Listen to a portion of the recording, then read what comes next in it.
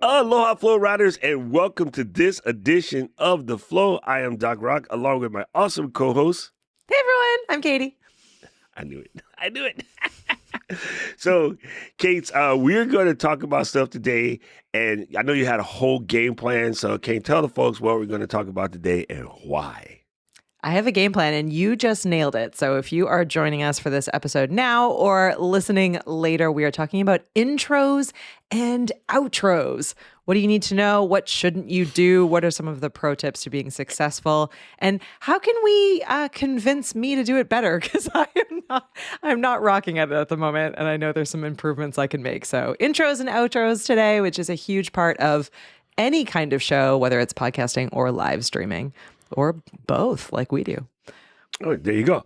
Okay, so I really like this episode. And one of the things I like about this is you mentioned in the pre-show that, there's tons of things that you think that you can do to improve. And The reason why I like the idea of this is because this is the curse. A lot of people set themselves up for, I need to improve all of these things, and your brain kind of wants to fix them all at once, and you just can't. Making it right? too big. Imagine changing the floor and painting the wall and scraping the popcorn off the ceiling all simultaneously. It just doesn't work. You have to do them one at a time. And yeah, there should be an order, but it's not. Tons and tons of people do it every week out of order. It really doesn't matter, but you really can only change them one at a time. And I think a good thing to keep in the back of your mind is to do them one at a time and let them breathe. Yep. So where I myself have made mistakes is change like 5 things at once, and then you don't know which one actually did anything. Yeah. And then if it happens to slide backwards, because it's a possibility, your audience may not agree with the change that you made. You don't know which of the 5 things worked or didn't work. Yeah. What is that? Grandma set the apple cart? No. What she said? Something about an apple cart. Something about the apple cart. Flipped or turned or... Yeah, whatever. Something about the apples falling out the cart. I don't know. I'm not an old lady. So there's apples everywhere, you guys. There's apples on right now. Let the apples hit the floor. Let the apples hit the floor. Sorry. Sorry. So yeah, that is a very cool thing, but just please remember, folks, when you decide you want to do something, and I like the way Katie's doing it, we're having a plan. We're going to talk about it with you guys first. Yeah. And then we can come up with a plan of action, then we can initiate the action, and then we can kind of see. Right? But just don't get yourself psyched out, because it is so easy. And I still do this to this very day, to see somebody's show and then go, man, that'd be really cool if I did X, Y, Z. And it's like, yeah, but really, is it? And I think this is a huge problem in the community, because the community is always people trying to add stuff to their show. And I'm like, your regular show ain't ready for you to add anything else yet. Yeah. I've seen your regular show. Here's how I want to frame this episode, and I can explain a little bit about sort of where I'm at, because I think many of you are probably in the same boat as me, keeping in mind everything Doc said, and the fact that Doc and I are both in a simplify and streamline zone this year. So keep that in mind. Everything Doc said, 100%, we are on board for that. In my keeping things streamlined and simplified mode, I actually took this whole concept and idea from ChatGPT, and then I gave back to ChatGPT some of the questions that I had about this and got some additional information, which is, so again, we've talked about episode topics. This is what I am doing because of what I have learned. So the things I really want to share, which I think really simplified it for me, is that, so as we're thinking about intros and outros for any kind of show, for an intro, all you are trying to do is set a first impression. So you don't overthink it. All you're trying to do is welcome people into your episode, and you're setting an impression. So it can be really simple. It can shift and change. You're welcoming and setting an impression. And then the outro at the end, you're leaving an impact, right? You want to say something that's going to be memorable. It might include getting people to take some kind of action. It might not. You're really just leaving an impact, right? A lasting impact. A first impression, a lasting impact. So I want all of us as we dive into this to remember that whatever you're doing right now might not be wrong, might need to be tweaked, might not need to be tweaked. You could make a decision now that you might want to change down the road. Your audience could dictate what some of it is. So like our intro didn't always start off this way. And now it's become this like somewhat silly thing where Doc does the official intro and I chime in in a silly way. And then we have our flow riders out at the very end of our episode, right? That's not a call to action. That's a rally cry, right? But that came from spending time with all of you in our recording space and time. So again, like those are, if you take only one thing from this episode, take that in every episode that you do, you want to give people a great first impression, leave them with a lasting impact. Everything else that you do is okay. It's okay. It can be changeable. It's okay. And I do agree, like one thing that would be probably very beneficial, we just haven't done it yet, is like, the old school saying, tell them what you're going to say, then say what you're going to say, then tell them again. I forgot. Again, my brain does not remember any of this old school stuff right now. But you know what it is. So an advantage in that particular case, I think most people, when they think about intro, outro, they think about like, sort of the countdown. And, Yes. My thoughts on that is we scrub them completely. I hate them. But in the podcast sense, it makes sense because you're going to hear that when you hear the finished episode. Yeah. So in a way, it's not that big a deal. We probably could shorten this one to 30-ish seconds maybe, if Luis can find that cut. If not, I can make it. Just because the whole concept, the old school concept of we got to give people a chance to catch up, that's gone out the window. And I still hear many creators say, even creators of large S, is that the right word? They say, oh, well, I'm doing it so that I can give people a chance to come in. No, you're not. You're doing it for your ego. Like the people who want to be there will be there ahead of time. Flow riders are normally here ahead of time. They're normally waiting for us. So that part is out the window. And it's still, because that story was told so long and that story so well aligned with ego, it's hard to tell people now that, the internet don't work like that no more, homie. The internet is quick. Like, you really don't have to do that. And Zoom and YouTube and all these other places have spent billions of dollars to make it so that when you fire it up, it just goes. And you're recording a podcast. So it's going to be fine in the finished product anyway. So it's kind of... I guess so I've been thinking about this a lot because certainly like we as Ecamm do a ton of live streams, and we have traditionally over the last however many years done countdown timers. We still have a countdown timer for this show.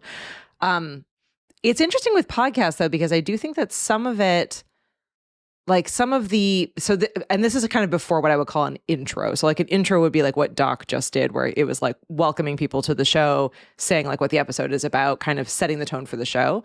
But the kind of like before that, I think like if there is something that you can do at the beginning of the show that adds something, then it might be worth adding in. So, and I'll give you an example. Yeah. Doc actually was huge in this for my personal show, right? So I had this like epidemic sound music similar to what we have for the flow, and that really wasn't doing a whole lot. Like it wasn't mine. It wasn't really all that special. It didn't really do anything. It was just a countdown timer. We were waiting for people to come on.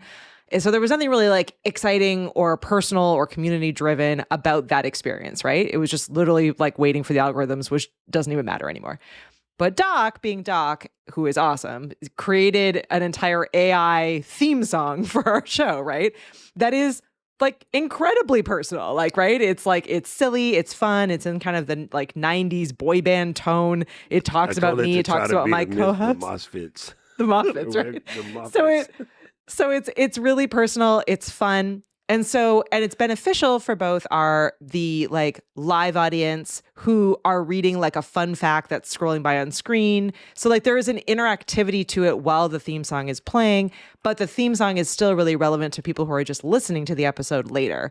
So in that kind of case, like I might remove the countdown timer functionality. Maybe no one actually cares about that because they're just reading the fun fact and they're jumping on and they know our theme song at this point. But I would say if there's a point to the music, or if it's part of your brand, or if you have done it with some kind of intention, then it's probably fine to keep that in. You just might want to think about what the actual experience is like.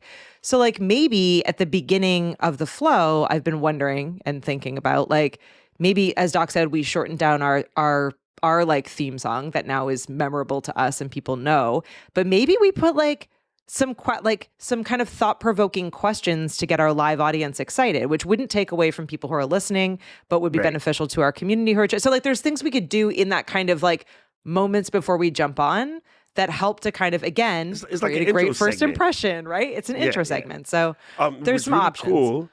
First of all, Dana just said this in the chat. How are you, Dana? Like, hey, Dana. Okay, all the Canadians are coming through. What's really cool is like, all right, I'll pick on Dana because Dana was a hockey player, right? Yes. There's the sweeping lights and then the intro and the team comes on and that's just a rally cry. It gets everybody fired up as you skate out to the center and hit the right. The one thing I can't do on skates is stop. I just crash into people, but I can skate really fast. So that's cool because that's the hype, yo. That gets you ready to go, and when your goalie's over there like tacking and hitting all of the pads and like hit the muscle pose and everybody screams, especially Oli the goalie was the best at firing up the crowd. Yeah. Like that. So bringing that kind of fun hype element to your show is dope if that matches your show. And so I agree with question of the day type of thing. That's something that we do on Creators Unstuck is we start out, tell them what we're going to say, and we hit them with the question of the day so that they can start to chime in the chat. Another thing that would be cool for us for the flow would be to do some kind of like tip right out the gate, because that brings value to the audience who's listening, but it also brings value to anyone who's watching on the replay. And so the thing that people need to remember is we leave our live recording up so that replay is available. We would love everybody to just wait and listen to the recorded episodes, but sometimes people know we record the day, they come late, they just want to back up and hear what they need because they need it right now. And so the advantage of slimlining the just countdown, which has zero value whatsoever at the end of the day, Exactly. It has absolutely zero value to the replay viewer. So that's the challenge of leaving the countdown. But I love the concept of let's coming in with some fire thing, even if it's a recap of last week and like, these were the poignant steps we got from last week.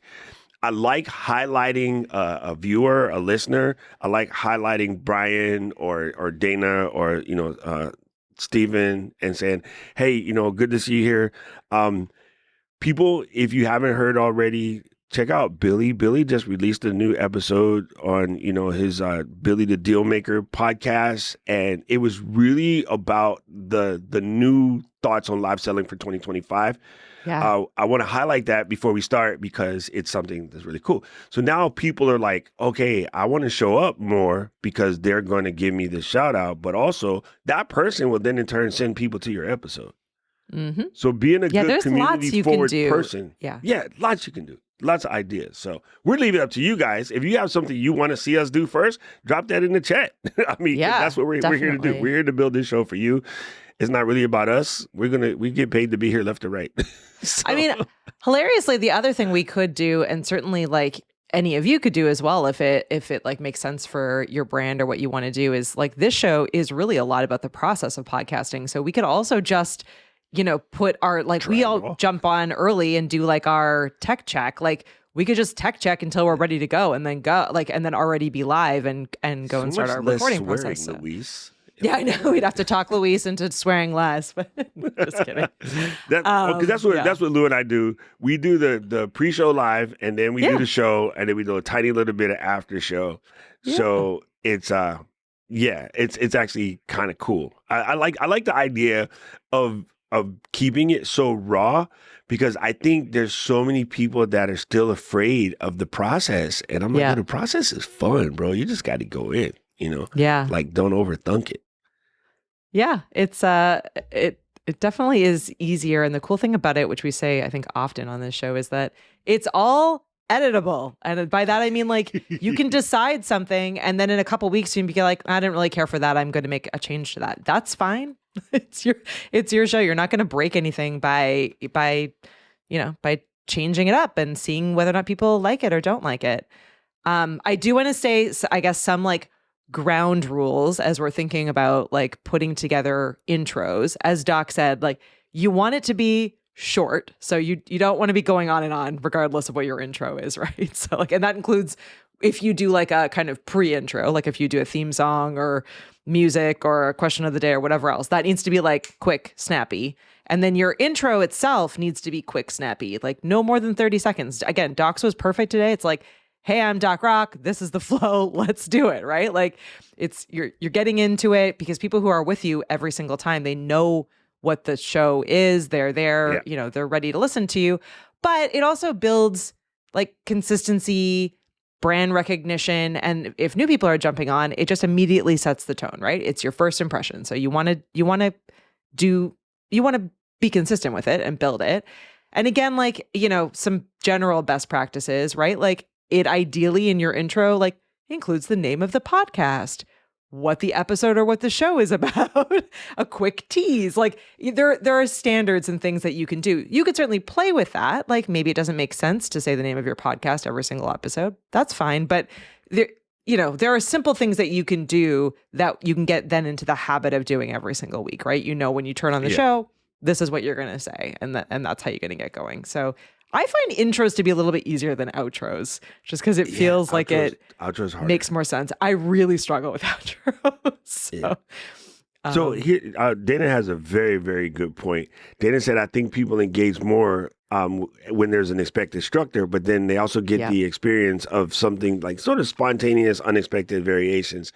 And I really do like that concept. I will say the one advantage of sort of introducing your show, even though it's the same over and over again, and I find myself doing this on the shows that I listen to all the time, I do the intro with them. Like I legit say it out loud because I know exactly what they're going to say. But I think one of the advantages of that is that also sort of segments in a little bit of that community feel, but you are introducing yourself to somebody who may be brand new. Yep. And it's almost like a welcoming gesture to the new person that just coming in. So they know exactly, what's going to go. And then I've even seen some podcasters be like, okay, new people, we have a couple inside jokes around here. Well, some of them we'll explain, some of them we won't, but you'll figure it out and just welcome to, sort of the party. I know that my guys on True Crime Obsessed, they definitely have their little weird inside jokes. Like they have a bell that they ring for really crappy people. It's the garbage person bell. And then it took about 3 episodes to figure that bell out. But once I did, I felt like I discovered something, and now I'm in. So they never really explained it per se. They just kept it going. And you totally figure it out. It's like, oh, Helen's gonna get a bell. Because, oh my God, I can't believe Helen. She left the dad with those kids, and you figure it out right away, and now you're part of the team. So I think there's some really cool, nuanced ways to add a little bit of that community to it. You know what I mean? Yeah. And I think like everything you just said, it goes down to being like consistent and thinking about what brand you are building. Whether or not you're being intentional about building a brand, you are still building a brand with your show, right? So there are going to be people that show up, as Doc said, week after week, and you need to pay attention to them. So I'm a big fan, as we've talked about a ton of times, the show Morbid, which again is a true crime show. Shout out to my Massachusetts girlies. But they are a wildly popular show. They've been around for years. And they at one point changed their theme song just for Halloween, like just to be like fun for Halloween. And their audience was like, what the hell? Like, where is your theme? So, and, it ended up being like a funny thing. And they immediately noticed and they were like, no, like we're just changing it for Halloween. And they put it back. Right. But so you can definitely test and play, as I said earlier, but you need to also like be aware that you're building on what you've done before. And, again, as we say all the time, like really pay attention to what your community and what your people are saying, because there are parts that they may love, like Doc was, like the bell, or like, maybe it's your intro music. Maybe it's, how ridiculous I am when I say, hi, everyone, I'm Katie. Like if you make some of those changes, right? Like people might care, and they might, that might be if you part of what do they that, really it would love. break me because I'm expecting it. So it's such a normal thing now for, here it is, like we're pushing 100 episodes. Like that We're would almost actually break there. me. If you didn't say it, I'd be like, she good? I'm like, Yeah. Louise, did she say something backstage? What happened? What happened? What happened? Is she angry at me? Yeah. That's super funny. I really like that. And we were talking about structure earlier this week. We were on a Zoom call with Brandon Washington. Yeah. And then like again for their show, even if I show up late, I can listen for about 5 minutes or so. I know where we are in the show. Yeah. You know what I mean? Like there's sort of a very much expectation. This sounds crazy to say it, but it's similar to Law and Order. Like I can tell like within the first 10 minutes, like exactly how it's gonna flow. Right? Yeah. I mean, like this person's gonna be thought, and then this person's gonna get pushed. All I tell you is you're kind of gonna believe it's them, but it's not really them, and this is gonna be the hang up. Like you kind of know the formula now. So I don't think it should be that formulaic, but it is definitely something that is there. Okay, so if you're thinking about a segment, right? We're talking about intros. Let's go. I think there's important to do a reset in the middle at times. Okay. And this is very key. If you are the person who thinks you want to have sponsors, I think it's important out the gate that you sponsor your show. Yep. Even if your show is sponsored by you. Yep. Okay.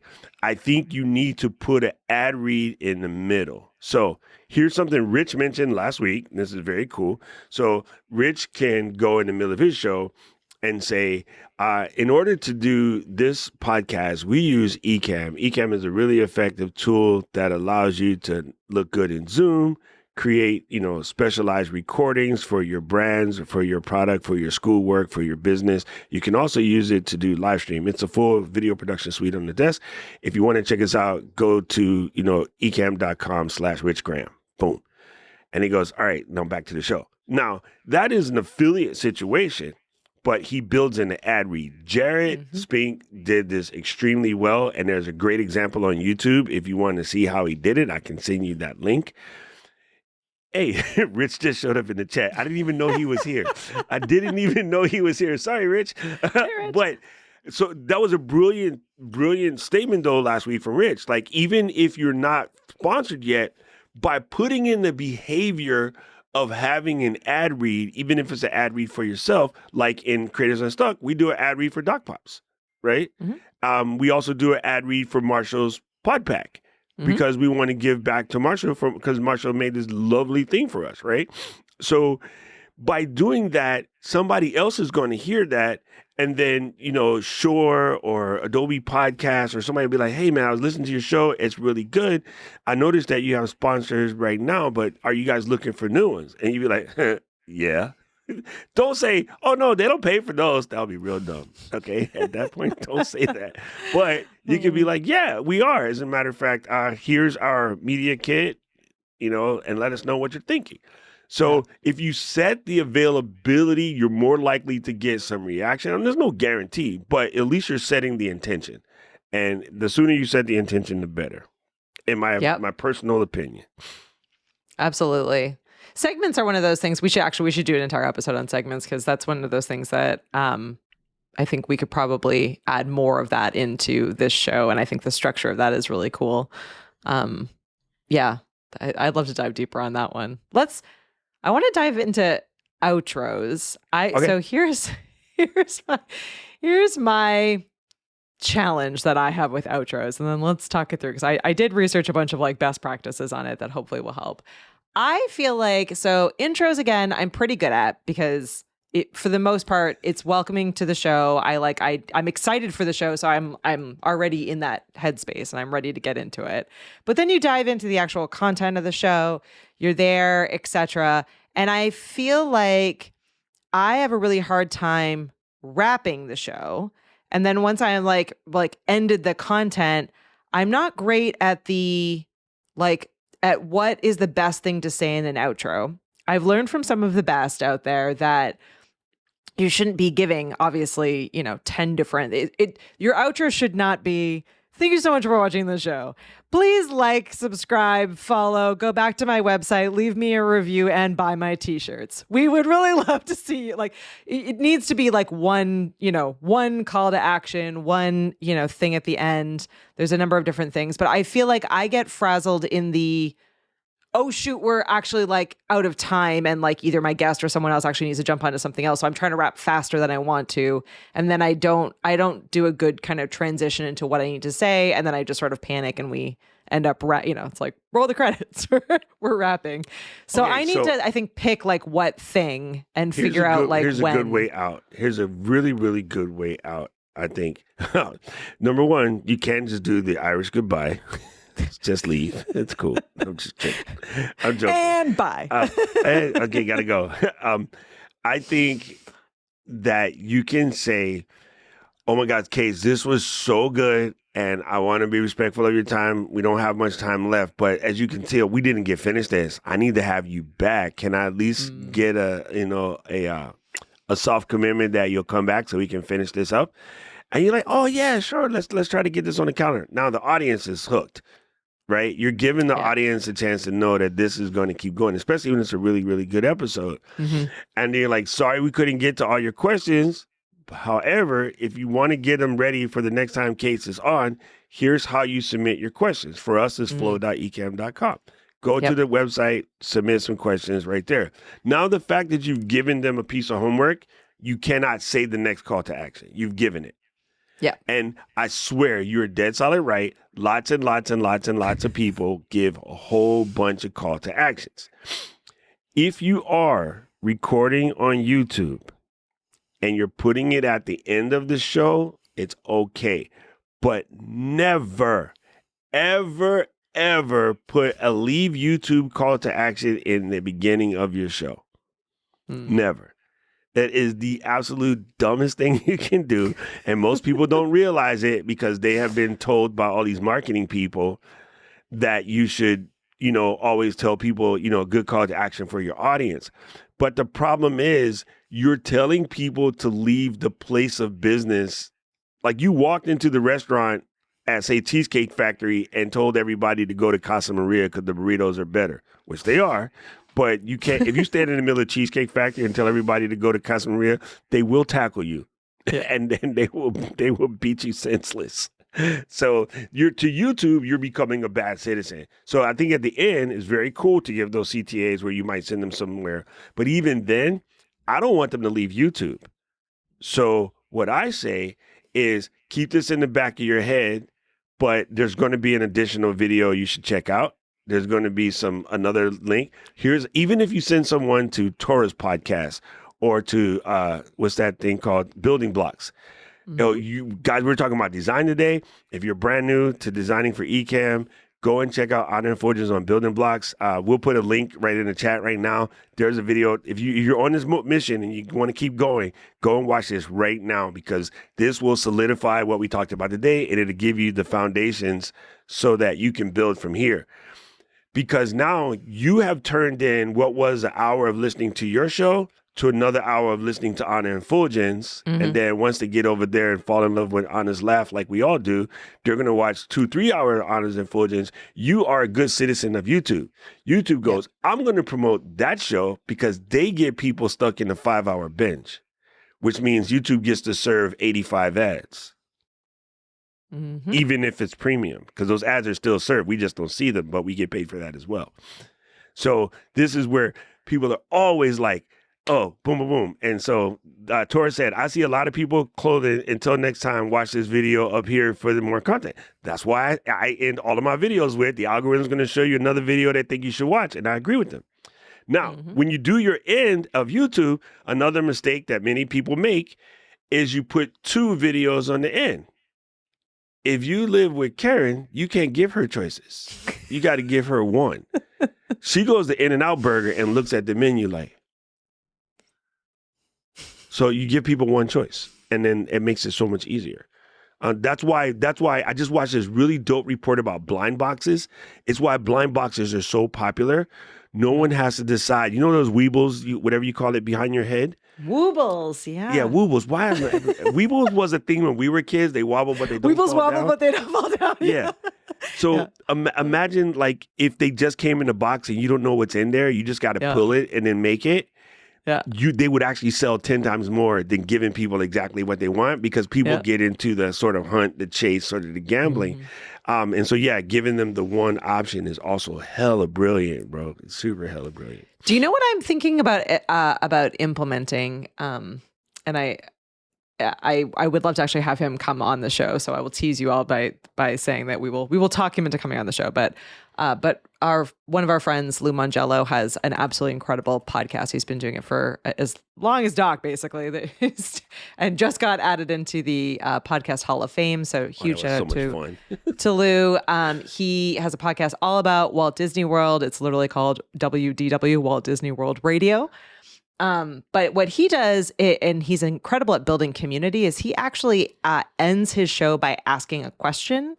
And the way that his community answers the question is to go back to his website. So he asks a question verbally on his podcast, and then you can grab the link from the show notes. I think he has a QR code as well for when he's visually showing it. So like he has ways to be able to do that. So his call to action is actually a little bit less obvious. Like obviously his goal is to get people back to his website and interacting with his content, right? Because they're back to the website. That's, improving his website numbers. He's able to, track them. He can probably place ads against that. He's getting the community to engage. So he's getting their feedback. And then he can actually start episodes with, last week on the episode, at the end of the episode, we asked you did blah, blah, blah. 86% of you said yes. And, whatever. He has some like fun thing that he can actually use for both his intro and his outro that is really community focused. That is really a fun way to do that. So I've been thinking more about that, particularly for the VHS Club, because it could be something as simple as we asked people at the end of every single episode what their rating was for that movie if they had seen it, or how much we had convinced them to watch it if they had not. And we just take the results from the actual live chat, but we could very simply also just have that as a question for each episode that's on Spotify. Has a poll, for example, the website. So there's a ton of options there. Have them go to the website and submit their like Siskel and Ebert style review, or and Antoine Merriweather style review. Like 2 snaps up in the Z formation. It had all the men's, and then that way you read out the Josh review the next show, or you read out the Paul's review or Valerie's review, or whatever. There also should be a thing in the front. Put the gamble in now before we talk about this show. How many people think that Valerie's seen this, and how many people don't? Then the new people go like, "What is this game?" Right? And then they'll find out that Valerie's only seen like 1% of the movies ever made, and so it's kind of a fun game. But you're building into sort of your community. All right, speaking of building into community, I'm watching the chat right now, and I'm kind of cracking up. We have all come accustomed to Anna is little a and a. But autocorrect always capitalizes it, and it does it for me too, and it drives me insane.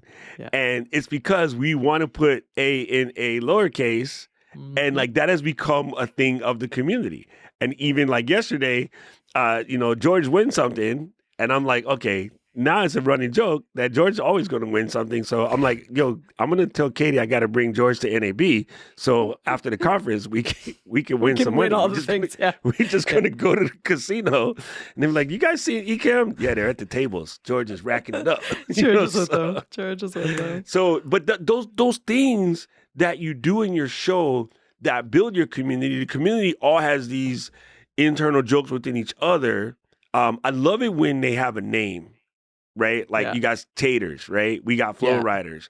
Yeah. When you build a name for it as well, you're just really tying them in. So even adding a segment like that to your outro, that gives props like Miss Nancy, right? Miss Nancy had the little circle thing. And she'd be like, I see Taisha and Tora and Luis and Anna. And, from all the way back then, that was the outro to the show. But, like, I used to sit there like a little kid, wondering if she's going to call my name. Yeah. And I was dumb enough to think she meant actually me, not like the random Sean. Yeah. You know what I mean? Oh, yeah. I'm just sitting there like, Miss Nancy, say my name. Miss Nancy, say my name. And then, like, once every 2 weeks when she would say it, Mom, she saw me. Like, it's funny, but it does work.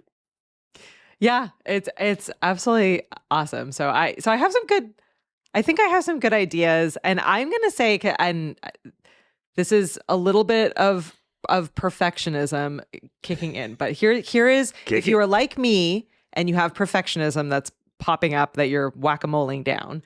One thing that Chat GPT actually suggested, which I am going to take to some level. So one of the points that as ChatGPT was helping me with an outline for this episode, it suggested to batch record your intros and outros, which I am not going to do. Can't do it. but some of you might actually find that content helpful if you're recording episodes and not live streaming them. Absolutely batch them. What I will take from that point though, because what ends up happening is in the moment, my brain overthinks and panics and then shuts down, so that I end up kind of choking over my words, particularly at the outro, and then I'm not happy with how it is at the end, and then it's kind of this spiral that I'm in. So to get out of that spiral, rather than batch record, I think what I'm actually going to do is record a bunch of the same outro for the next couple of weeks, like maybe before I do the episode, not use the recordings, but use that as an opportunity to practice. So if I get into the habit of like, okay, what is it that I actually want to say in the outro when I'm not flustered and whatever, record it so that you memorize it, right? Like your brain starts understanding what it is you want to say. You're in the same space that you're in the same kind of, Ecamm scenes are all around you. Like it looks and feels the same. To use that as my kind of practice so that when I do get into those moments, muscle memory will kick in and I'll just be able to say what I have to say. So I will say that even though I'm not going to batch record, the idea of practicing some of those things once you have an idea of what you actually really want best case scenario to be, at least for me, I think is going to make a big difference. So like I know what I want it to be. I just never pull it off. So if I could actually plan and get into that kind of muscle memory of just knowing how it's going to be, I think it'll be significantly easier. I think I kind of like that idea. Okay, because here's a simple question for you. What is it about doing the show, recording or live? What is it that triggers the flustering? Is that the right word? What triggers the flust? I think what triggers the flust is, so for that particular show, it's a few different things. One, it's that I'm trying to be really respectful of my time and of Nat's time. So, and we do it late at night. So for me, it goes from 9 to 10. And so I'm like, by 10 o'clock at night, I'm tired. I know Nat's tired. Like we just need to wrap, right? So part of me is like, I'm having fun, but I also want to be sensitive to time and I want to close. The other thing is I am trying to grow the show, but I do want it to be a fun experience for everyone. So I feel like because I haven't prepped it and I haven't done a good job planning it out, I'm like, okay, Katie, in my mind, I'm like, we're at the end of the show. Let them know about the website. Oh, but let them know about next week's episode. Oh, but also let them know about, and so my mind is kind of just thinking too much. And then Nat will say something different because we haven't planned it. It's funny. Brandon said this incredible thing when you and I were on a call with him earlier this week, or I guess late last week, whatever it was. But he was saying that basically a lot of perfectionism lies in not actually having a good plan, like not doing the pre-production work that you need to do, so that then you end up flustered because you're winging it, right? So I think a lot of my flust lies in, I know generally what I want to do, but I didn't formulate an exact plan. And so my brain is on overdrive while the show is going. So people are responding and Nat's talking. And my brain is like, what episode are we doing next week? Should you talk about that? Do you want people back to the website? Are you trying to grow the email list? What's the best, most fun thing? And then I end up just being like, blah, we'll see you next week. Shut it down. And Okay, it doesn't come out the way I wanted here's to. a cool plan of action for you for this. I want you to make a scene, not like make a scene. Throw a scene. Yeah. I want you to make a scene, and on that scene, all I want you to have is a 2-up of you and Nat, and coming up next week. So when you're ready to wrap the show, the visual trigger of coming up next week, and it has nothing else. It's literally your face, Nat's face, and the terminology coming up next week. Be really cool if you could get it made in a bijou. Yeah. You know what I'm talking that'd about. Be fun. Yeah. I don't know like the a movie name. bijou. No, I think that's what I it's just called. call it a bijou. Like a marquee? A marquee. That's the word. Yeah. A marquee, brother Marquis to brother. Anyway, that's Two Live Crew. But make a marquee coming up next week. And then that puts your brain into a pattern trigger of next week, we're going to do this particular show. And actually, we're going to throw a curveball, or we don't even know yet. We're still planning. It doesn't matter what you say, but that puts you in a 15 to 20 second breakdown of coming up next week. Mm-hmm. And then you can say, we do have a running list. You can leave it over there, or please go to the website. All it's going to do, that individual scene of itself will trigger you. So when we have to wrap up, and I got to do the ad reads or whatever, all Louise has to do is bring up the flow.ecamm.com screen. I know what to do. My brain just goes into pattern. Yeah. Because that's a pattern. And so what you do in your practice game is you build your coming up next week scene, and then you just practice, turn the scene on, and then go into your physical countdown. Right? Smart. It's kind of like in school, or it's even better in work because you know where you are. When you hear the bell, you know exactly what to do. Mm-hmm. Right? Didn't they do it at Amesbury recently? Like, you got to do the fire thing, and you walk downstairs, and you got to go across the street. Yeah. Right? Yeah. So you know that already. You know exactly what to do. Right? If there was a siren or something from the war, like we used to practice these things. So just have that ready. You're good to go. And then that way you don't have to think about what to say. You know exactly what to do. Because we also know it's very possible that in the middle of a show, something could come up and then either you or Nat will have to go. You know what I mean? Karen falls down the steps, or Scarlett's standing there with the smile on her face like, I don't know what happened, Mom. All right, I just heard this crazy noise. We got to go, but coming up next week, and then your brain will shut the show down. Yeah. That's really smart. I think that alone would just make your job so much easier. And then you could even have on your desktop like a little picture or a thing that basically breaks it down what you're going to say. Yeah. So you know to go down that checklist. But I think that one little visual trigger will set you straight. Yeah. And hilariously, you win. We should have a you win, Doc was right sound effect for the show. But in the outline, it says, remember that visual elements make a big difference. Incorporating dynamic overlays, animations, or lower thirds to make your intro or outro visually appealing. So that's a really smart one. Having that. And if you, all of you Stream Deck people out there who love, having a Stream Deck button, having like a Stream Deck button for intro and outro graphics to be visual reminders would be awesome. So, dude, the minute that the Doc show was right. is over and I hear the Anna and Fulgens, I know it's coming, and I wait for that because the DJ in me thinks it's funny that Fulgens made that because I know exactly where it comes from. But I literally wait for the and it's just like we wait for the bong bong. Same thing. Yeah. It legit is the same thing. And that sort of winds people up. All right. Well, speaking of outro.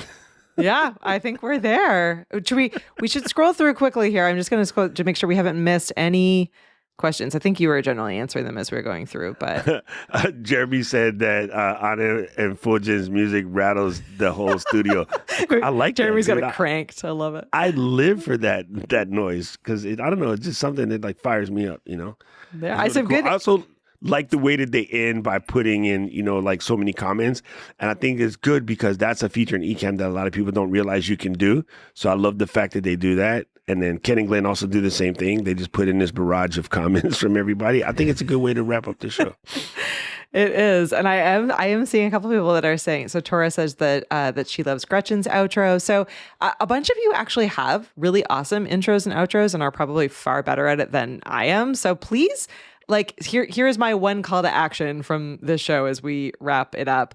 I would love to see those, and I'm sure it would be really helpful for everyone else within the Ecamm community to see some of these as well. So this is my permission for you all to drop a short clip of video into the community, whether that's on Facebook or in Discord. Do us all and Paul a favor and put, this is an example of my show intro or my show outro, so that everyone can see what it looks like. You can put that I gave you permission to do it, but I think it would be great for us all to kind of see what everyone else is doing and what people like and don't like, to generate some ideas. So yeah, I'll have to take a look at them, but definitely feel free to go ahead and share those just make sure you put it in the description so we know what it is and that you're not just randomly posting who knows what into the community, and we don't want to click through links that we don't know. And what's funny? I mentioned this to somebody recently. Diary of a CEO, Stephen Bartlett, he does something that's really cool. He has the current guest ask a question for the next guest. And they have no idea what the question is going to be. They don't even know who the other guest is going to be. It's just, they just ask a random. It's one of these like sort of provocative, life-oriented questions. I just think that stuff is brilliant. It works so well. It really does work so well. Well, there we go. Luis is helping me. So yeah, hashtag flow challenge. That will be that's your authorization code. Feel free to drop that into the community. Again, if you want the community link, it is ecamm2ms.com/community. That'll give you the link to both our Discord and to our Facebook group. Feel free to share those intros and outros. Or if you haven't made one yet, share like what you want to put in your intro or outro, just so that we can all support each other and see what everyone is up to. I'd love to see how everyone's creating their shows. And for visual triggers, people, these are things that are easily done in Canva or Adobe Express. Mm-hmm.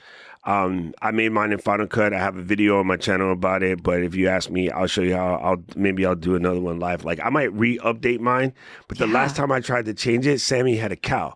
Yeah, just like you said. He's like, you can't change that. Like that's the thing. And I'm like, but I just wanted to. He's like, no, put it back. I was like, yes, Sammy. I got yelled at by, at that time, a 17-year-old kid. Yeah, and I was like, to your okay, community. I'll put it back. Yeah, so you gotta be careful. All right, gang, you know what it is. If you have anything you want to send to us, or you just want to figure out how to see the show, make sure you go and check out flow.ecamm.com. That's flow.ecamm.com.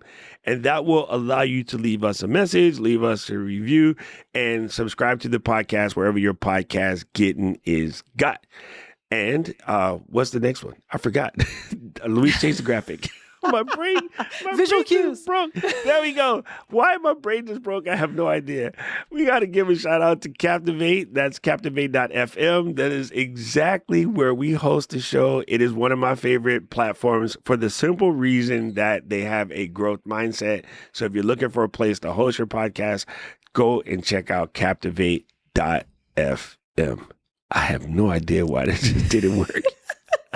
You're just trying to make me feel better. Stop trying to make me feel better, Doc. Listen, I have said that no less than 98 plus times, and today my brain just went freeze. Music, please. I blame Anna. It's her fault. She's here, and now I'm giggling. All right, guys, you know what it is. Flow Riders, out. Bye, everyone.